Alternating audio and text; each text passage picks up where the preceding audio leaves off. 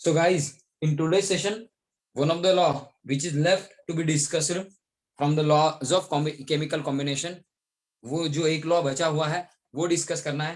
And apart from that कुछ MCQs laws of chemical combination के आज डिस्कस करने हैं। एंड ये टॉपिक जो है एंड अल्टीमेटली सेकेंड लेसन जो है वो वाइंड अप करना है।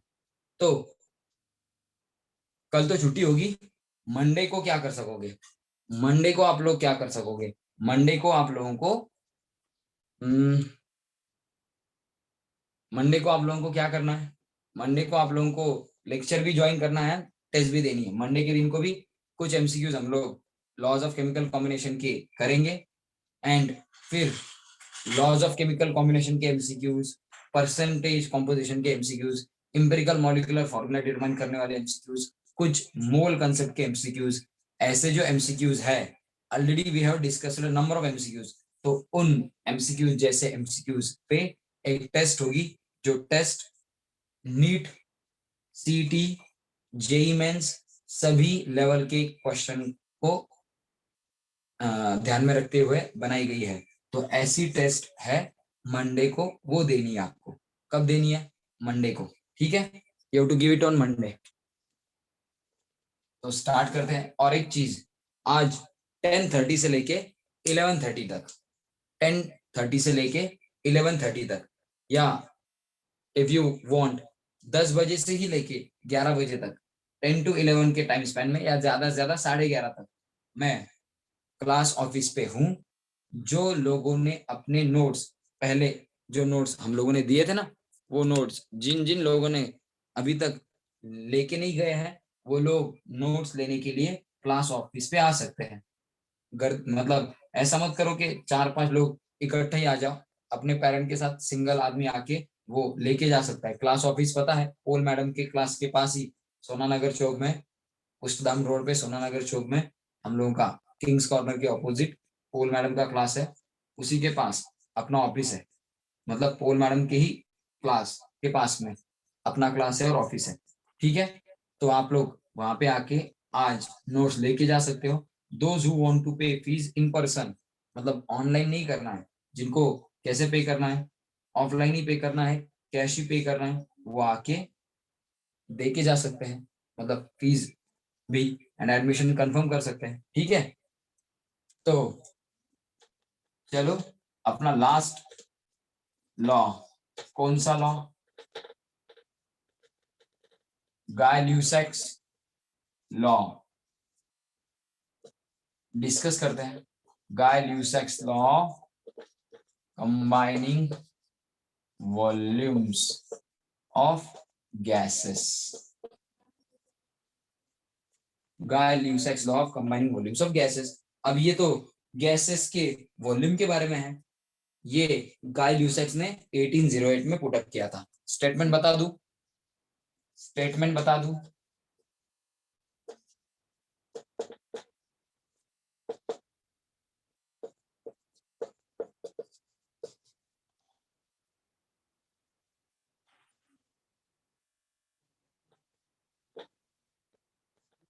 Law states that क्या, when gases reacts together, when gases reacts together, gases reacts together, they do so in volumes, they do so in volumes which bear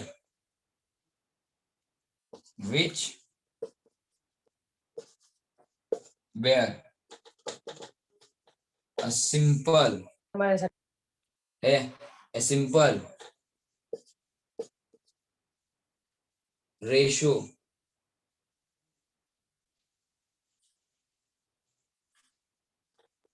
to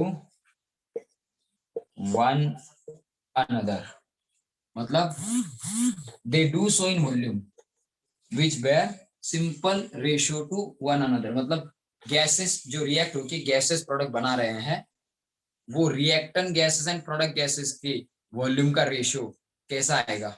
wall number आएगा, वोल number आएगा। And also उनका simple ratio, मतलब reacting gases का simple ratio एक दूसरे के volume के साथ सिंपल रेशियो तो होगा, ऑल्सो विद द प्रोडक्ट्स के वॉल्यूम के साथ भी सिंपल रेशियो ही होगा, प्रोवाइडेड क्या,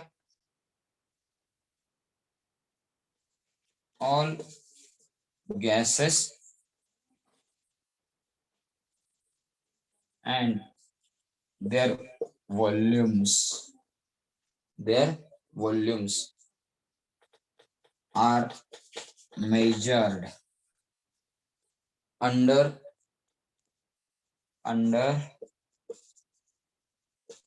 identical यानी कि similar conditions of temperature and pressure. So in short, इतना बड़ा स्टेटमेंट जो है, इतना बड़ा याद रखने की जरूरत नहीं है। जिन पार्ट्स को अंडरलाइन किया है उतना ही याद रखना इंपॉर्टेंट है। लॉ क्या स्टेट कर रहा है, when gases reacts they react together and उनके वॉल्यूम का रेशियो, रिएक्टेंट गैसेस के वॉल्यूम का रेशियो एंड प्रोडक्ट जो बन रहे हैं वो भी गैस है तो उनके वॉल्यूम का रेशियो सिंपल होल नंबर ही आएगा। लेकिन प्रोवाइडेड क्या, जो वॉल्यूम्स है रिएक्टेंट एंड प्रोडक्ट गैसेस के, वो वॉल्यूम्स स्टैंडर्ड कंडीशन को यानी कि identical conditions of temperature and pressure को मेजर किए जाने चाहिए। Have you got this? समझ में आया सबको? ये सबको समझ में आया? स्टेटमेंट सबको समझा? Guys did you get the statement? सबको समझ में आया स्टेटमेंट? तो कोई भी हाइपोथेटिकल रिएक्शन लिख लो। स्टेटमेंट सबको समझा?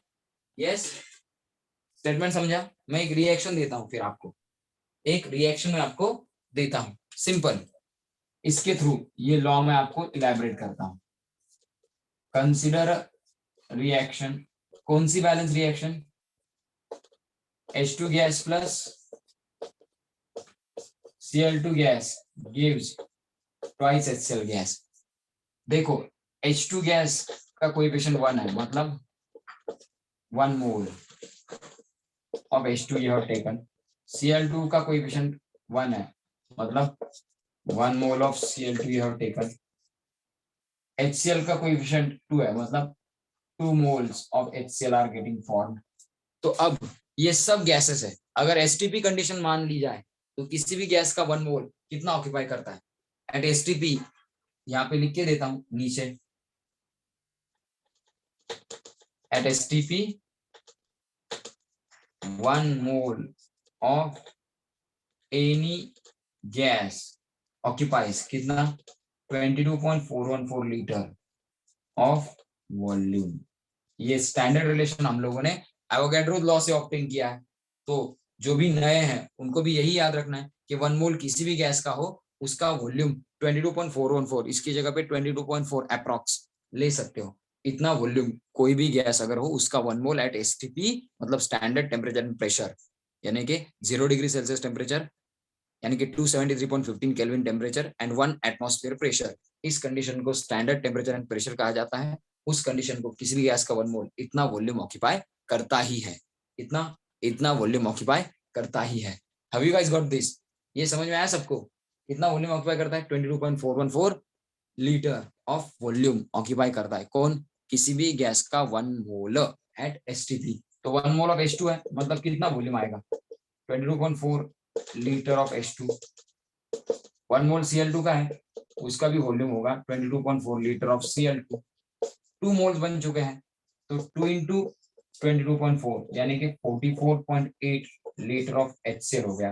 तो अब वॉल्यूम्स आपको मिल गए हैं। इन वॉल्यूम में स्मॉलेस्ट नंबर कौन सा है? तो अगर रिएक्टेंट एंड प्रोडक्ट की वॉल्यूम का रेशियो लिया जाए, therefore ratio of volumes of H2 is to Cl2 is to HCl क्या है? 22.4 is to 44.8, करेक्ट? तो स्मॉलेस्ट नंबर है 22.4, 22.4 से सबको अगर डिवाइड किया तो यही रेशियो आपको सिंपल नंबर में कैसे मिलेगा, 22.4 अपॉन 22.4, 22.4 अपॉन 22.4, 44.8 अपॉन 22.4, आपको रेशियो मिलेगा 1:1:2, मतलब मोल्स का जो रेशियो है 1:1:2, मोल्स का जो रेशियो है वही रेशियो वॉल्यूम का आया 1:1:2, या 22.4:22.4, यही रेशियो सिंप्लीफाइड फॉर्म में होल नंबर में, सिंपल होल नंबर में ऐसे लिखा जा सकता है। तो इस रिएक्शन में जो रिएक्टेंट गैसेस हैं, जो प्रोडक्ट गैस है, उनके वॉल्यूम्स का रेशियो जो आया, वो वॉल्यूम का रेशियो सिंपल होल नंबर आया कि नहीं आया, फटाफट बोलो। वॉल्यूम का रेशियो सिंपल होल नंबर है कि नहीं है, फटाफट बोलो guys. It is simple whole number or not? Yes sir. Simple whole number आया? अरे कुछ समझ में आया कि नहीं आया? Yes sir. भाई वही समझ में आया? Shamvi, Sanika, did you get this? Yes sir. Sanskriti, Disha, समझ में आया सबको? Yes or no? Yes yes sir. Okay, तो आपको ये तो बात पता चल गई कि 1 मोल ऑफ गैस हो तो उसका वॉल्यूम इतना होता है। तो जितने मोल गैस के हो उसको इस वैल्यू से मल्टीप्लाई करने के बाद उसके मोल्स को वॉल्यूम में कन्वर्ट कर सकते हो। जैसे मास में कन्वर्ट करने के लिए मोल्स को मोलार मास से मल्टीप्लाई करते हो, या एटम हो तो एटॉमिक वेट से मल्टीप्लाई करते हो। यहाँ पे क्या, यहाँ पे क्या, यहाँ पे वॉल्यूम में कन्वर्ट करते वक्त जितने मोल्स हो किसी गैस के एसटीपी कंडीशन को, जितने मोल्स हो उसको 22.414 से मल्टीप्लाई करो। तो 1 मोल ऑफ H2 को अप्रोक्सीमेटली 22.4 से मल्टीप्लाई किया, 1 मोल ऑफ Cl2 को भी उससे मल्टीप्लाई किया, 2 मोल्स ऑफ HCl को उससे मल्टीप्लाई किया, और इन मोल्स को मैंने वॉल्यूम में कन्वर्ट कर लिया। और फिर वॉल्यूम का जो सिंपल रेशियो आया वो 22.4:44.8, यानी कि 1:1:2 है। And this is simple whole number ratio. Yes or no? This is simple whole number ratio. Yes or no? Karan समझ में आया? तनय, कुशल समझ में आया? कौस्तुभ समझ में आया? Yes sir. Yes sir. Yes sir. सबको समझा? ये सबको समझा? Yes or no? Yes sir. Yes sir. Screenshot कर सकते हो आप, इसका स्क्रीनशॉट कर लो। This is Gay Lussac's law of combining volumes of gases.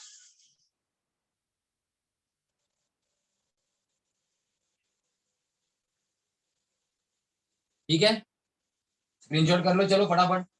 सार्थक,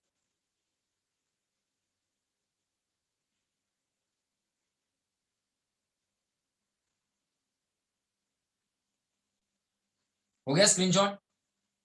तो कुछ न्यूमेरिकल डिस्कस करेंगे। हो गया वो स्क्रीनशॉट, तो न्यूमेरिकल डिस्कस करे क्या? हो गया वो स्क्रीनशॉट, तो न्यूमेरिकल डिस्कस करे क्या? शामवी, स्क्रीनशॉट हो गया, समझ में आ गया? Shamvi, are you there? Yes sir. हो गया स्क्रीनशॉट, समझ में आया? Yes sir. Rest of the guys screenshot हो गया? हाँ सर। रब कर दूं? स्वस्तिक है क्या? Swaraj, Swastik, are you there? Yes sir. Okay,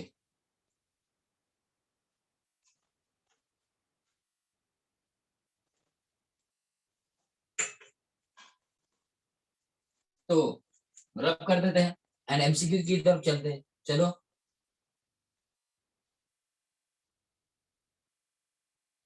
स्वस्तिक नहीं है, और कौन नहीं है, जरा ढूंढो।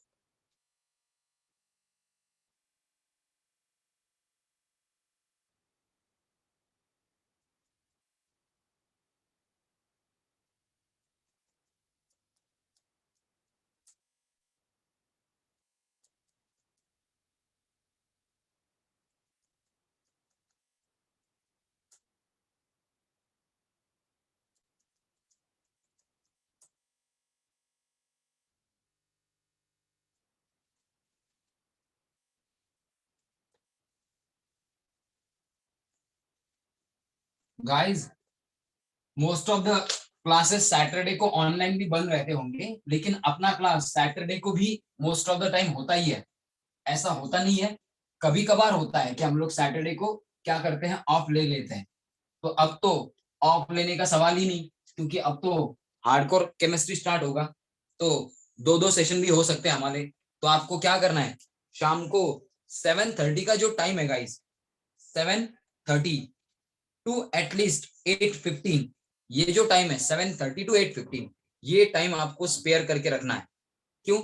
उस टाइम में हम लोगों का दूसरा सेशन चलेगा, उस टाइम में हम लोगों का दूसरा सेशन चलेगा, तो ही हम लोग with core MCQs, PYQs, different different types of MCQs and NEET and JEE के टॉपिक कवर करके क्या कर सकेंगे, अपना सिलेबस कवर कर सकेंगे 11th का। एंड 11th इंपॉर्टेंट है as far as JEE, NEET और इवन सीईटी इज कंसर्न। आप लोग सीईटी की वेबसाइट पे जाओगे, चेक करोगे तो आपको दिखेगा सीईटी सेल की वेबसाइट पे भी कि उन्होंने मेंशन किया है स्ट्रिक्टली कि क्वेश्चन की लेवल, क्वेश्चन पेपर की लेवल जो होती है सीईटी की, वो जेई के साथ मैच करने वाले हैं। हालांकि वैसा होता नहीं है, लेकिन उन्होंने कहा है कि सीईटी की लेवल जो है क्वेश्चंस की, सभी क्वेश्चंस की, पीसीएम या पीसीबी, पीसीएम की क्वेश्चन की लेवल जेई मेंस के लेवल के एट पार होगी। मतलब वो दोनों लेवल मैच करेंगे, यानी कि जेई की डिफिकल्टी लेवल के क्वेश्चन भी वो कभी कभी सीटी में पूछ सकते हैं। मतलब ऐसा नहीं होगा कि 50 के 50 क्वेश्चन वो किस लेवल के पूछेंगे, जेई लेवल के पूछेंगे, लेकिन कम से कम 20-25 odd questions out of 50 questions of CET chemistry paper, वो 20-25 क्वेश्चंस जेई लेवल के पूछ सकते हैं। तो आपको तैयारी जो करनी है वो डिफिकल्ट लेवल के क्वेश्चन की ही करनी है गाइस बेसिकली। तो उसके लिए हम लोगों को क्या करना पड़ेगा, उसके लिए हम लोगों को नंबर ऑफ एमसीक्यूज एटलीस्ट उतने देखने पड़ेंगे, जैसे कि इस लेसन में हम लोगों ने 50 और एमसीक्यूज डिस्कस किए डिफिकल्ट, वैसा ही हम लोगों को हर एक सेशन में करना है। ठीक है, तो अब जरा एमसीक्यूज की तरफ ध्यान दो। कौन से एमसीक्यूज, कौन से एमसीक्यूज, जरा अपने एमसीक्यूज देखते हैं कौन से। लॉज ऑफ केमिकल कॉम्बिनेशन से रिलेटेड एमसीक्यूज देखते हैं, लॉज ऑफ केमिकल कॉम्बिनेशन से रिलेटेड एमसीक्यूज देखते हैं। लू क्या, ले लू लॉज ऑफ केमिकल कॉम्बिनेशन के एमसीक्यूज के नहीं चाहिए? चाहिए सर। कि जो कह रहा है कि सर जाने दो ये ऐसे एमसीक्यू मत दो, कौन से लॉज ऑफ केमिकल कॉम्बिनेशन से रिलेटेड के ले लू? आप कहोगे तो ले लूंगा, आप कहोगे नहीं तो नहीं लूंगा। चलो आप बोलो, choice is yours.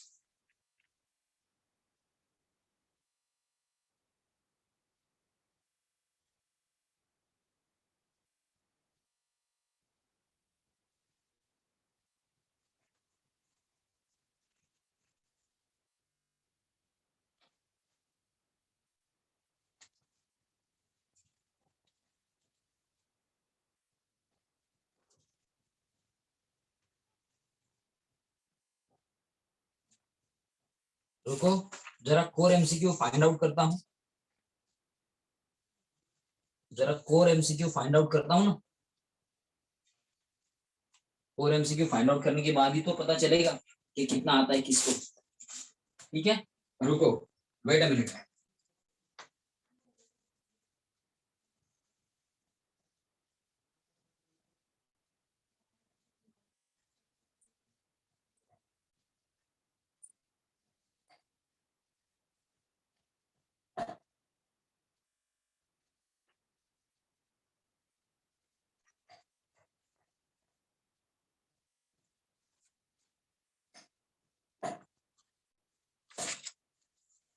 Wait a minute guys.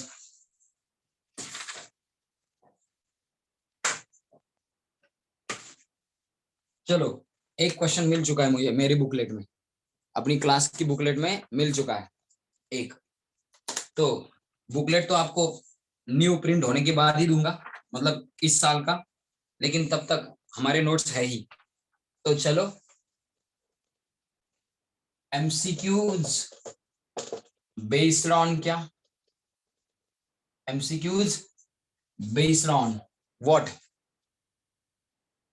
MCQs based on किस टॉपिक के ऊपर, लॉज ऑफ केमिकल कॉम्बिनेशन। पहला एमसीक्यू देखो इस टाइप का, B two oxides of sulphur, one contains 50% by weight O2. Other contains almost 60% by weight of O2 again. ठीक है? The weights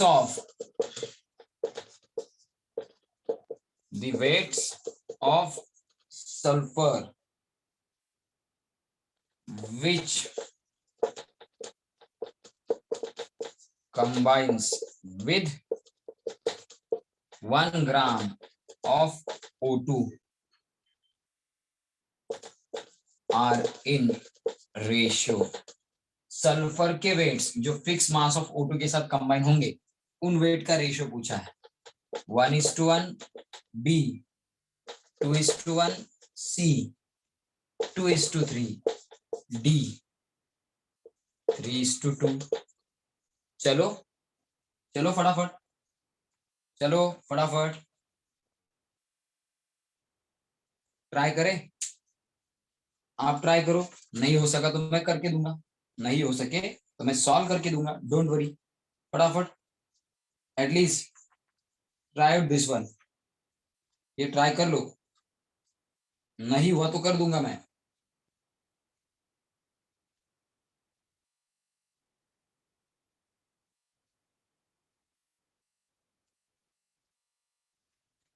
नहीं हुआ तो मैं कर दूंगा. यस सर वो एग्जाम में मतलब सीईटी के एग्जाम में टाइम लिमिट क्या रहता? 45 मिनट्स. Okay sir. 45 मिनट्स में ही सॉल्व करना होता है. Anyhow you have to solve it in 45 minutes. 45 minute से ज्यादा नहीं. 45 मिनट्स, ज्यादा से ज्यादा 45 मिनट्स. ठीक है, चलो ट्राई करो. नहीं आ रहा तो बता दूंगा मैं, नहीं आ रहा है तो मैं बता दूंगा. ट्राई करो, इजी मेथड है, इजी है, एकदम easy. It's not that much difficult. हाँ, जितना लग रहा है उतना डिफिकल्ट है नहीं.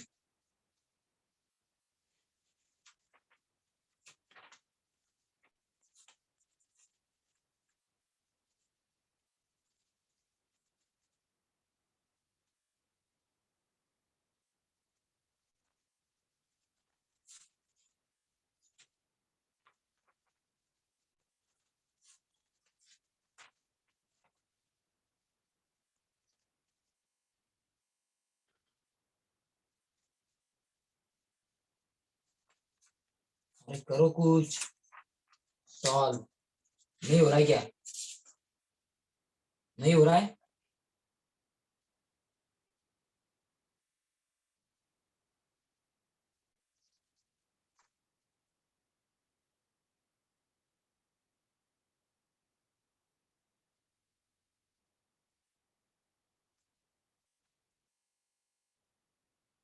देखो सॉल्व करने का तरीका क्या है, सॉल्व करने का तरीका क्या है. 2 ऑक्साइड है तो मैं क्या करता हूं, कंपाउंड, उसमें percent of oxygen, percent of बचा तो सल्फर होगा. करेक्ट. फर्स्ट कंपाउंड में ऑक्साइड कितना है भाई? 50-50 है. सेकेंड कंपाउंड में क्या है गाइस? फर्स्ट में ऐसा है, सेकेंड में क्या है? 60-40 है. करेक्ट, यही परसेंटेज है ना. मतलब 100 ग्राम में 50 ग्राम ऑक्सीजन है, बाकी क्या है? 50 ग्राम सल्फर है. करेक्ट. यहाँ पे 60-40 है. Yes, yes or no? ये तो इतना तो तय है कि नहीं? इतना तो समझ में आया कि नहीं आया गाइस? ये समझ में आया कि नहीं आया? Yes sir. तो इससे आगे क्या करोगे, इससे आगे कैसे सॉल्व करोगे? Is there any idea you guys are having? कुछ तो कर सको इसमें से, कुछ तो इवैल्यूएट कर सको.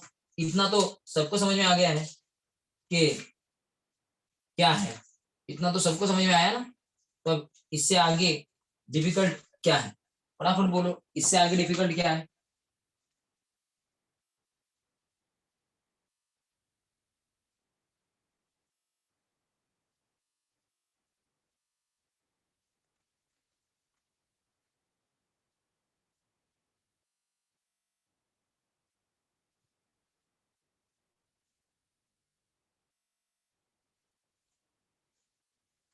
बन रहा है कि नहीं बन रहा है? कुछ कुछ याद आया? थोड़ा सा कुछ तो समझ में आया? थोड़ा सा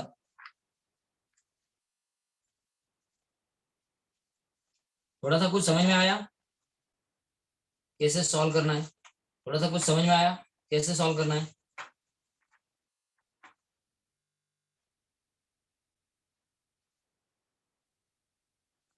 देखो, सल्फर कौन सा ऑक्साइड फॉर्म करेगा? एक SO2 करेगा, मतलब 1 मोल सल्फर, 1 मोल O2, 1 मोल SO2। करेक्ट? करेक्ट। 1 मोल सल्फर यानी कि क्या? 1 mole into atomic weight of sulphur इतना ग्राम, प्लस 1 मोल O2 यानी कि क्या? 1 मोल इंटू O2 तो मॉलिक्यूल है, मॉलिक्यूलर वेट ऑफ O2 इतना ग्राम। SO2 का लेना देना नहीं है, क्यों?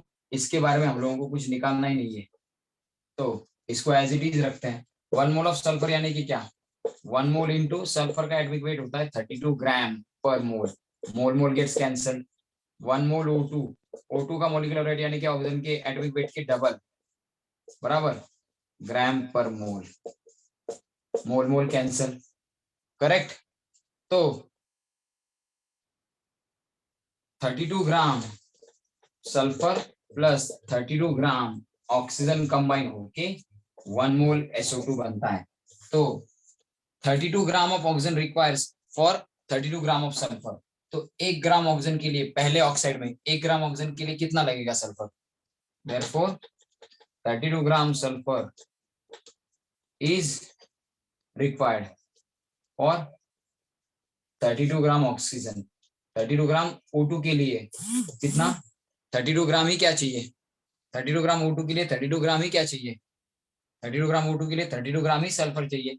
देयरफॉर 1 ग्राम O2 अगर लिया तो उसके लिए कितना आएगा? सिंपल है, फटाफट बोलो। 1 ग्राम O2 के लिए कितना लगेगा सल्फर? सर 1 1 ग्राम ग्राम। O2 के लिए, हाँ 32 के लिए 32, तो 1 के लिए कितना लगेगा? 1 ग्राम सल्फर। हाँ, तो ये तो मिल गया अमाउंट के पहले ऑक्साइड के केस में 50-50 है ना? 50-50 है तो मतलब क्या? 50-50 मतलब 1:1 प्रोपोर्शन है। कितने? 50 के लिए 50, 50 के लिए 50, तो 1 के लिए 1 ही चाहिए, और रिएक्शन भी वही बता रहा है कि 1 के लिए 1 चाहिए। चलो कर लो स्क्रीनशॉट, चलो कर लो स्क्रीनशॉट। ये तो पता चल गया, पहला ऑक्साइड SO2 बनने के लिए जब 1 ग्राम अगर आप लोग क्या लोगे O2, तो उसके लिए 1 ग्राम ही सल्फर लगेगा। 32 के लिए 32 लगता है, तो 1 के लिए 1 ही लगेगा। इतना तो सबको पता चल गया, इतना तो सबको पता चल गया। Yes or no? Yes sir. सबको समझ में आ गया ये? Guys, did you get this? I am asking everyone, did you get this? आया ना? अरे कुछ समझा? Shamvi, Shamvi are you there? Yes, sir. Vaibhavi are you there? Sanika, Sanskriti, Disha, you guys are there? समझ में आया? Yes, sir. तो स्क्रीनशॉट कर लो फटाक से, स्क्रीनशॉट कर लो फटाक से, चलो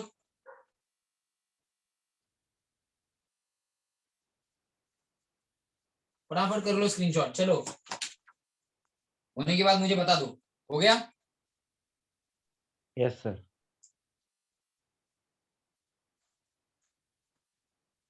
रब कर देता हूं।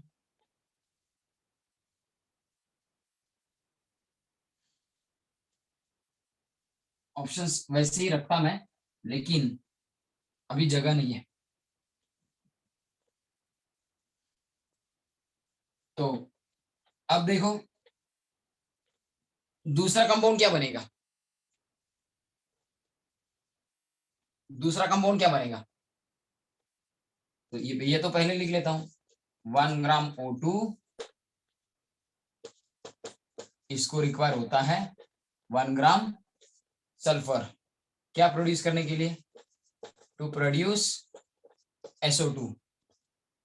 therefore 50% oxygen and 50% sulfur is given for first oxide।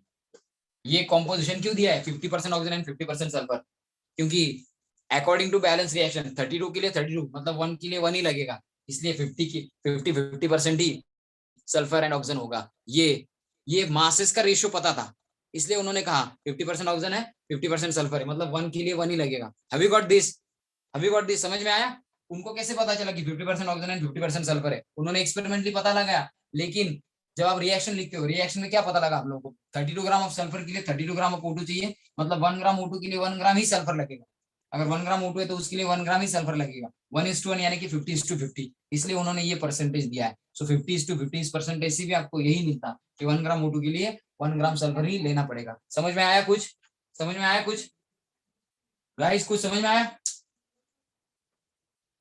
Guys? कुछ समझ में आया? अरे 32 ग्राम ऑफ सल्फर के लिए 32 ग्राम O2 ही चाहिए। ये बैलेंस रिएक्शन के अकॉर्डिंग हम लोगों ने देखा, मतलब 1 ग्राम O2 के लिए 1 ग्राम ही सल्फर चाहिए। 1:1 प्रोपोर्शन है, इसलिए उन्होंने आपको कंपोजिशन देते वक्त, percentage of oxygen and sulphur देते वक्त भी वही कहा 50-50%। समझ में आया आपको? क्योंकि 1 ग्राम के लिए 1 ग्राम सल्फर चाहिए, इसलिए उन्होंने 50:50 आपको दिया है। समझ में आया कुछ? समझ में आया कुछ? Yes sir. अगर कोई और दोनों के मासेस का रेशियो कुछ अलग होता तो कंपोजिशन भी अलग बन जाता। दोनों के मासेस का रेशियो अलग होता तो कंपोजिशन भी अलग बन जाता। समझ में आया? समझ में कुछ आया? कॉम्पोजिशन 50:50 है, इसका मतलब 1:1 ही है, मतलब 1 ग्राम O2 के लिए 1 ग्राम सल्फर ही लगेगा। और दूसरे में दिया है 60-40, दूसरे में दिया है 60-40, तो उसका भी रिलेशन लगा सकते हैं। To form second oxide reaction क्या होगी? सल्फर सॉलिड ही रिएक्ट होगा 3/2 मोल्स ऑफ O2 के साथ। अब 3/2 मोल्स ऑफ O2 मतलब SO3 बनने के लिए 3 मोल्स चाहिए ऑक्सीजन एटम के, 1 मोल सल्फर के साथ 3 मोल एटम्स चाहिए। 3 मोल एटम्स मतलब क्या? 3/2 मोल्स, 3 मोल एटम यानी कि क्या? 3/2 मोल्स ऑफ O2, क्योंकि O2 के 1 मोल में 2 एटम्स होते हैं, हम लोगों को 3 चाहिए, इसलिए 3/2 O2 के मोल ले लिया। ये बैलेंस रिएक्शन है। इसमें भी 1 mole of sulphur, 3/2 mole of क्या? O2 बराबर।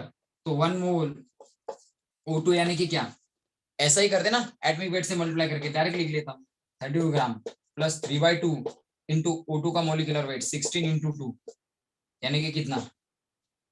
गिव्स 1 मोल SO3 यानी कि कितना? 16 3 48, मतलब 32 ग्राम के लिए 48 ग्राम O2, मतलब 48 ग्राम O2 के लिए 32 gram sulphur. Therefore 48 gram O2 के लिए 32 ग्राम सल्फर चाहिए होता है अगर SO3 प्रोड्यूस करना है। तो 1 ग्राम के लिए कितना आएगा? 1 ग्राम ऑफ O2 के लिए कितना आएगा? 1 ग्राम ऑफ O2 के लिए कितना आएगा? क्रॉस मल्टीप्लिकेशन कर लो। 1 gram O2 is equal to 32 gram sulphur into 1 gram upon 48 gram O2। Cancel, 32 upon 48, 16 2/3, तो 1 ग्राम O2 के लिए कितना लगेगा? 1 ग्राम O2 के लिए कितना लगेगा? 2/3 ग्राम ऑफ सल्फर लगेगा। समझ में आया? तो 60/40 भी यही बताता है, 60/40। That's why therefore they have given us 60% oxygen and remaining 40% sulfur in second oxide। 40/60 करते, 40/60 करते तो भी 2/3 आता ना? 40/60 करते तो भी 2/3 आता ना? Yes or no? समझ में आ रहा है कुछ? 40/30 करते, 40/60 करते तो भी 2/3 आता। Yes or no? कुछ समझ में आ रहा है गाइस? उन्होंने आपको 60% ऑक्सीजन दिया है सेकेंड ऑक्साइड में एंड 40% सल्फर रिमेनिंग है, तो सल्फर का वेट बाय ऑक्सीजन का वेट, इनका रेशियो ले लेते, परसेंटेज का रेशियो ले लेते तो भी 2/3 आता। इस रिएक्शन के अकॉर्डिंग जो आया है वही आता। Yes or no? समझ में आया कुछ? कुछ समझ में आया? अरे कुछ समझ में आया कि नहीं आया? ये जो रेशियो बैलेंस केमिकल रिएक्शन लिख के 1 mole of sulphur combining with 3 moles of 3/2 moles of O2 producing 1 mole of SO3, 1 mole of sulphur का मास, 3/2 मोल्स ऑफ O2 का मास, मोल्स के रेशियो को फिर मास में कन्वर्ट करके 32 ग्राम सल्फर 48 ग्राम O2 के साथ रिएक्ट होके ही SO3 बना सकता है। ये रिलेशन निकाला स्टैंडर्ड। इसका मतलब 48 ग्राम O2 के लिए 32 ग्राम सल्फर चाहिए होता है। 48 ग्राम O2 के लिए 32 ग्राम सल्फर मतलब 1 ग्राम O2 के लिए कितना? 1 ग्राम O2 के लिए 2/3 ग्राम ऑफ सल्फर चाहिए होता है। ये 1 ग्राम के लिए O2 की अमाउंट निकाली, 1 ग्राम O2 के लिए सल्फर की अमाउंट निकाली to form second oxide, that is SO3 formation के लिए 1 ग्राम O2 को कितना सल्फर चाहिए ये निकाला। पहले निकाला था 1 ग्राम O2 के लिए कितना सल्फर चाहिए टू फॉर्म SO2। SO2 के लिए, SO2 फॉर्म करने के लिए 1 ग्राम O2 कितने सल्फर के साथ कंबाइन होता है? SO3 फॉर्म करने के लिए 1 ग्राम O2 कितने सल्फर के साथ कंबाइन होता है? ये हम लोगों ने बैलेंस रिएक्शन से निकाला है। लेकिन परसेंटेज जो दिए हैं उनका रेशियो लेते तो भी 1 gram O2 requires 1 gram sulphur to form SO2, यही आता फ्रॉम परसेंटेज। एंड 40/60 ये जो परसेंटेज दिया है, 40/60 ये जो परसेंटेज दिया है सल्फर एंड ऑक्सीजन का फॉर सेकेंड ऑक्साइड, इनका रेशियो लेते तो भी SO3 फॉर्मेशन के लिए 1 gram O2 requires 2/3 gram of sulphur, यही रिलेशन आता। इस परसेंटेज से भी यही रिलेशन आता जो हम लोगों ने बैलेंस केमिकल इक्वेशन से निकाला है, और इस परसेंटेज के अकॉर्डिंग भी यही रिलेशन आता जो हम लोगों ने SO2 के लिए बैलेंस केमिकल रिएक्शन यूज करके निकाला है। समझ में आया कुछ? अब कुछ समझ में आया? अब कुछ समझ में आया? Yes sir. Yes sir. आता बघा मराठीतनं सांगतो बघा, पर्सेंटेजचा रेशो घेतला असता फर्स्ट ऑक्साइड साठी सल्फर आणि ऑक्सिजनचा, तोही 1:1 आला असता बरोबर. आणि आपण बॅलन्स रिएक्शन वरनं SO2 प्रोड्यूस करण्यासाठी 1 ग्राम O2 ला किती सल्फरची गरज आहे हे काढलं. 1 gram O2 requires 1 gram of sulphur, ये हम लोगों ने बैलेंस केमिकल रिएक्शन से निकाला. तेच आपल्याला फर्स्ट ऑक्साइड साठी पर्सेंटेज वरनं पण आलं असतं. तसंच सेकंड ऑक्साइड SO3 फॉर्मेशन साठी बॅलन्स इक्वेशन लिहिलं, त्याच्यावरनं 48 gram O2 requires 32 gram of sulphur हे रिलेशन मिळालं. 48 ग्राम O2 ला 32 ग्राम सल्फर पाहिजे, तर 1 ग्राम O2 ला किती हे क्रॉस मल्टिप्लिकेशन करून काढलं. 1 gram of O2 requires 2/3 gram of sulphur to form SO3, हे आपण बॅलन्स इक्वेशन वरनं काढलं. आणि पर्सेंटेज जे दिले 60-40, ऑक्सिजन 60 सल्फर 40, मग सल्फरचं पर्सेंटेज आणि ऑक्सिजनचं पर्सेंटेज यांची रेशिओ जरी घेतला असता तरी 2/3 झालं असतं की नाही. 40/60 मतलब 2/3 आहे ना. येस और नो? समजलंय का? समजलंय का? समजलंय का रे? येस और नो? अरे कळलंय का? Yes sir. अरे काही कळलंय का? आई एम आस्किंग यू गाइस, कुछ समझा कि नहीं? हो सर. 3/2 कैसा है वो नहीं समझा सर. क्या क्या क्या? 3/2 O2 वो कैसा है वो नहीं समझा सर. अभी 3/2 O2 कैसे आया? एक O2 का मोल, एक O2 का मोल 2 मोल ऑक्सीजन एटम होते हैं उसमें. एक मोल O2 मॉलिक्यूल में, O2 मॉलिक्यूल बनता कैसे है? Oxygen oxygen double bond. तो अगर इसका एक मोल ले लो तो एक मोल O2 मॉलिक्यूल का मतलब 2 ऑक्सीजन के मोल का कॉम्बिनेशन. Yes or no? एक O2 के मॉलिक्यूल में 2 एटम होते हैं ना, एक मॉलिक्यूल में 2 एटम होते हैं ना. तो एक मोल में कितने होते हैं? 2 मोल एटम. हम लोगों को कितने चाहिए? हम लोगों को कितने चाहिए? 3. 3. तो 3 के लिए तुझे क्या करना पड़ेगा? एक में 2 होते हैं तो 3/2 लिया. 3/2 इंटू 2 क्या आएगा? O2 मतलब 2 मोल ऑक्सीजन एटम्स या 2 ऑक्सीजन एटम. तो O2 की जगह पे तू कंसिडर कर ले कि एक O2 मतलब 2 एटम्स. 3/2 इंटू 2 कैंसिल कितना आ जाएगा? 2 कैंसिल कितना आ जाएगा? SO3. 2 कैंसिल कितना आ जाएगा? 3 आ जाएगा ना. तो 3 ऑक्सीजन एटम के मोल लेने के लिए तू ऑक्सीजन एटम 3 बार नहीं ले सकता. तुझे तो मॉलिक्यूल के फॉर्म में लेना है रिएक्शन के लिए, क्योंकि एटम तो लेते नहीं है रिएक्शन के लिए. तो एटम लेते नहीं है, O2 मॉलिक्यूल लेना पड़ेगा. तो O2 मॉलिक्यूल में तो अगर 3 मोल ऑक्सीजन के ले लेता तू, 3/2 नहीं 3 ले लेता, 3 2 6 हो जाते. 3 2 कितने हो जाते? 6 हो जाते. कितने हो जाते? 6. तुझे तो 3 ही चाहिए, इसलिए 3/2 O2 लिया. समझ में आया? Yes sir. एक O2 में 2, 3/2 में कितने? 3 ही आएंगे. एक O2 में 2, तो 3/2 में कितने? 3 ही आएंगे. उतने ही चाहिए SO3 बनाने के लिए. समझ में आया कुछ? अरे समझ में आया? Yes sir. चलो इसका स्क्रीनशॉट कर लो. मॉरल ऑफ द स्टोरी क्या है? परसेंटेज का रेशियो ले लो, परसेंटेज का रेशियो ले लो या बैलेंस केमिकल रिएक्शन लिख के सॉल्व करो. आपको 1 ग्राम O2 के लिए SO2 बनाते वक्त 1 ग्राम ही सल्फर चाहिए, एंड 1 ग्राम O2 के लिए SO3 बनाते वक्त 2/3 ग्राम ही सल्फर चाहिए. तो ये सल्फर की अमाउंट है 1 ग्राम O2 के साथ रिएक्ट होने वाली टू फॉर्म SO2, एंड ये सल्फर की अमाउंट है 1 ग्राम O2 के साथ रिएक्ट होने वाली टू फॉर्म SO3. समझ में आ गया? SO2 फॉर्म होते वक्त 1 ग्राम O2 के साथ 1 ग्राम सल्फर रिएक्ट हो रहा है. SO3 फॉर्म होते वक्त 1 ग्राम O2 के साथ 2/3 ग्राम सल्फर रिएक्ट हो रहा है. तो सल्फर की अमाउंट जो डिफरेंट है SO2 बनते वक्त एंड SO3 बनते वक्त, वो डिफरेंट अमाउंट्स 1 ग्राम O2 के साथ ही सल्फर की डिफरेंट अमाउंट्स रिएक्ट हो रही है। समझ में आया कुछ? समझ में आया कुछ गाइस? 1 ग्राम O2 के साथ दोनों केसेस में SO2 एंड SO3 बनते वक्त दोनों केसेस में सल्फर की अमाउंट्स डिफरेंट रिएक्ट हो रही है। In different amounts of sulphur का रेशियो लेना है। चलो करो स्क्रीनशॉट, चलो करो स्क्रीनशॉट फटाक से, चलो फटाक से स्क्रीनशॉट करो। हो गया सर। हो गया? ये हो गया रब सर। तो moral of the story again percentage का रेशियो लेते सल्फर एंड ऑक्सीजन का सेकेंड ऑक्साइड के लिए एंड फर्स्ट ऑक्साइड के लिए, तो भी सल्फर एंड ऑक्सीजन के वेट का रेशियो SO2 के लिए 1:1 ही आता एंड SO3 के लिए यानी कि सेकेंड ऑक्साइड के लिए सल्फर एंड ऑक्सीजन के वेट का रेशियो 2:3 आता। समझ में आया? समझ में आया? यही अमाउंट्स आती परसेंटेज वाइज भी या बैलेंस केमिकल इक्वेशन से हम लोगों ने जो निकाला, बैलेंस केमिकल इक्वेशन से हम लोगों ने जो निकाला यही अमाउंट्स आपको परसेंटेज से भी मिल सकती थी। समझ में आया कुछ? म्हणजे तुम्ही परसेंटेजचा रेशो घेतला असता ना फर्स्ट ऑक्साइड साठी तरी पण 1 ग्राम O2 साठी 1 ग्राम ऑफ सल्फर आला असतं आणि SO3 साठी 40/60 चा रेशो घेतला असता तरी 1 ग्राम O2 साठी 2/3 ग्राम सल्फर एवढंच आला असतं। समझलंय का? ये जो रेशियो हम लोगों ने निकाले है ना बैलेंस केमिकल इक्वेशन से वो डायरेक्ट परसेंटेज से भी आ सकते थे, ऐसा मुझे कहना है। समझ में आया? अब समझ में आया? समझ में आया सबको? Yes sir. अब रब कर देता हूं।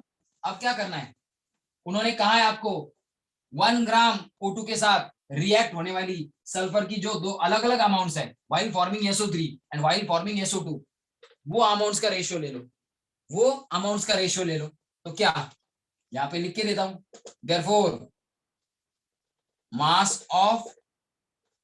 मासेस कहता हूं, मासेस ऑफ सल्फर या रेशियो ऐसा कहना पड़ेगा, ratio of masses of sulfur reacting with same mass of O2, कितना सेम मास ऑफ O2 कितना है 1 gram O2 to form SO2 and SO3 is SO2 बनते वक्त कितना मास है सल्फर का 1 एंड SO3 बनते वक्त सल्फर का मास कितना है 2/3, मतलब रेशियो क्या है 1:2/3। 1:2/3 मतलब क्या 1:2/3 मतलब क्या, इसको भी 3 से मल्टीप्लाई करो, इसको भी मल्टीप्लाई करो, होल नंबर मिल जाएगा। इसको भी 3 से मल्टीप्लाई करो, इसको भी 3 से मल्टीप्लाई करो, 3 से मल्टीप्लाई करो दोनों को, 1 × 3 3, 2/3 × 3 कितना आएगा 3:2 आएगा कि नहीं ratio? Yes or no? Sulphur के जो दो अलग अलग मासेस है 1 ग्राम ऑफ O2 के साथ रिएक्ट होने वाले सल्फर के जो दो अलग अलग मासेस है while forming SO2 and while forming SO3, उन मासेस का रेशियो 1:2/3 यानी कि 3/2 आ गया। Yes or no? Yes or no? समझ में आया कुछ? अरे कुछ समझा? Yes sir. तो ये ऑप्शन है क्या? ये ऑप्शन था ना वहां पे? Yes or no? वहां पे ये ऑप्शन था क्या? आई होप ये ऑप्शन था वहां पे, थर्ड फोर्थ कुछ ऑप्शन था। Yes or no? तो समझ में आ गया problem guys? Did you get the problem? Yes sir. सबको प्रॉब्लम समझा? सानिका, संस्कृति समझा? वही कुछ समझा? वेदांत कुछ दिमाग में चमका कि नहीं चमका? अरे वेदांत कुछ समझ में आया कि नहीं आया? Yes sir. करण, तनय कुछ समझा कि नहीं समझा? तो ऐसा Yes, एक और sir. प्रॉब्लम आपको देता हूं मैं सॉल्व करने के लिए, देन वी कैन स्टॉप। एक ही प्रॉब्लम फटाक से, इसका स्क्रीनशॉट पहले करने से मैं उधर आपको प्रॉब्लम दे देता हूं, सिंपल प्रॉब्लम देता हूं। सिंपल 2 ऑक्साइड्स, किसके 2 oxides of iron. By the way इस केस में सल्फर के डिफरेंट मासेस का रेशियो सिंपल होल नंबर आ रहा है। सल्फर के different masses reacting with same mass of O2, sulphur के अलग अलग मासेस जो सेम मास ऑफ O2 के साथ रिएक्ट हो रहे हैं उनका रेशियो 3:2 आ रहा है। ये कौन सा लॉ वैलिड हुआ? ये लॉ कौन सा वैलिड हुआ? यहाँ पे कौन सा लॉ था जरा सोचो।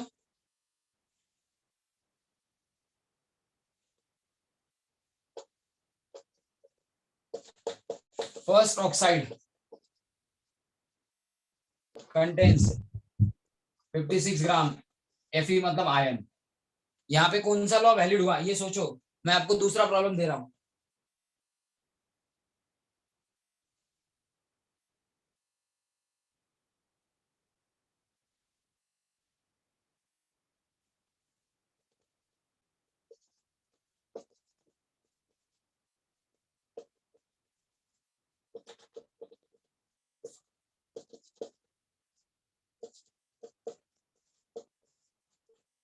पहले ऑक्साइड में आयन के 56 ग्राम आयन 16 ग्राम ऑक्सीजन के साथ कंबाइन हो रहा है, एंड सेकेंड में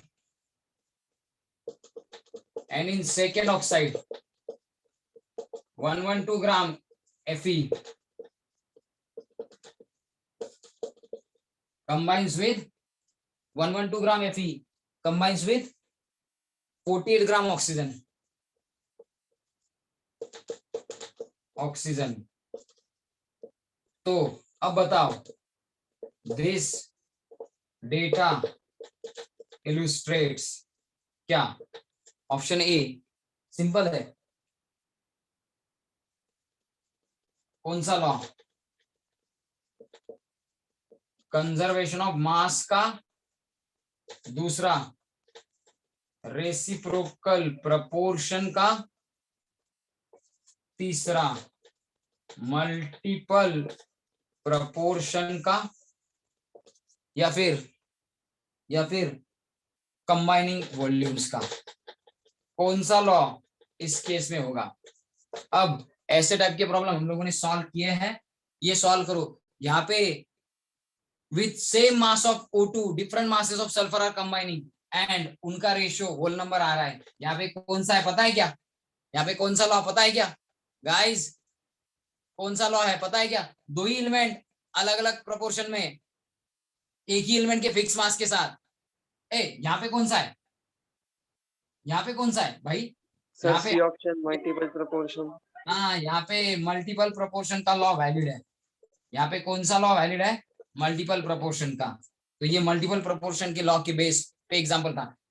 दो ही एलिमेंट, उनके दो अलग अलग कंपाउंड, दो एलिमेंट उन्हीं के दो अलग अलग कंपाउंड, दो एलिमेंट दिए हो और उनके दो अलग अलग कंपाउंड दिए हो, सेम एलिमेंट के दो अलग अलग कंपाउंड, एक के फिक्स मास के साथ दूसरे का जो मास रिएक्ट हो रहा है, दूसरे के जो अलग अलग मासेस रिएक्ट हो रहे हैं, उनका रेशियो अगर होल नंबर आ गया, मल्टीपल प्रोपोर्शन। अब इसको जरा देखो एंड सॉल्व करो। ये भी देख के ही पता चलना चाहिए। No need to solve such a kind of problem, no need to solve. कौन देख के बता सकता है? You will get a Cadbury from me, you will get a Cadbury from me. I am asking about second. चलो ठीक है, screenshot करो गाइस एंड मुझे। सर ये मल्टीपल प्रोपोर्शन ही है। Yes correct question. क्यों? एक ही एलिमेंट के दो कंपाउंड दिए है ना गाइस, एक ही एलिमेंट के दो कंपाउंड दिए है ना, यस और नो? एक ही एलिमेंट के दो कंपाउंड दिए है ना। ए बी सी तीन ऐसे एलिमेंट दिए क्या? ए के साथ बी कंबाइन हो रहा है, सी भी कंबाइन हो रहा है, और बी और सी एक दूसरे के साथ भी कंबाइन हो रहे हैं, ऐसा नहीं दिया है। तीन एलिमेंट नहीं दिया है, दो ही एलिमेंट, उन्हीं के दो ऑक्साइड दिए, एफ एंड ऑक्सीजन, दोनों के एफ एंड ऑक्सीजन के दो ऑक्सीजन दिए, दो ऑक्साइड दिए है। मतलब दो ऑक्साइड सेम दो एलिमेंट्स के हैं, मतलब सेम एलिमेंट के दो अलग अलग कंपाउंड दिए है। दो ऑक्साइड मतलब सेम एलिमेंट के दो अलग अलग कंपाउंड। आयन के दो ऑक्साइड मतलब Fe के ही दो अलग अलग क्या ऑक्साइड, एक Fe2O3 होगा, दूसरा Fe3O4 होगा, व्हाटएवर। तो दो ऑक्साइड आयन की ही है, मतलब Fe एंड ऑक्सीजन का कॉम्बिनेशन ही एक्सपेक्टेड है। तो इसका मतलब यहाँ पे भी सेम कंपाउंड, दो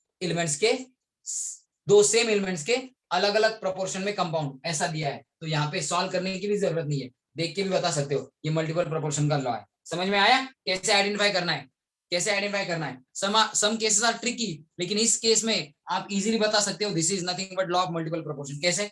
आयन के ही दो अलग अलग ऑक्साइड दिए हैं, मतलब Fe एंड ऑक्सीजन, इन्हीं दो एलिमेंट के दो अलग अलग ऑक्साइड दिए हैं, सेम एलिमेंट के दो ऑक्साइड, जैसे यहाँ पे दिया था वैसे आयन का दिया है। तो ये भी मल्टीपल प्रोपोर्शन का ही होगा। अभी गॉट दिस? समझाइए सबको, कर लो स्क्रीनशॉट। एंड जिनको नोट्स लेके जाने हैं ना, वो आ सकते हैं कब? 10 से 11 साढ़े 11 बजे तक, ठीक है? उससे ज्यादा मैं क्लास के ऑफिस पे नहीं हूँ। कल छुट्टी है, परसों ऐसे ही एमसीक्यूज होंगे कुछ, and then you have to give the test, ठीक है? बाय एवरीवन, होप समझ में आया हो। वापस ये लेक्चर देखो, मैं अपलोड करूंगा तुरंत कल का और आज का। वापस ये लेक्चर देखो, इस पे कुछ डाउट हो तो मुझे पूछना कल, ठीक है? Bye everyone. सर नए नोट्स भी आए क्या? क्या नए नोट्स नहीं, वो पुराने ही नोट्स है अपने जो मैंने दिए थे। जिन लोगों ने लेके गए ना, उनको कह रहा हूं मैं, जिन लोगों ने लेके नहीं गए ना, उनको कह रहा हूं मैं, ठीक है? वो क्लास पे आके लेके जा सकते हैं, ठीक है? चलो bye everyone. Thank you sir. Yes, bye everyone. Bye.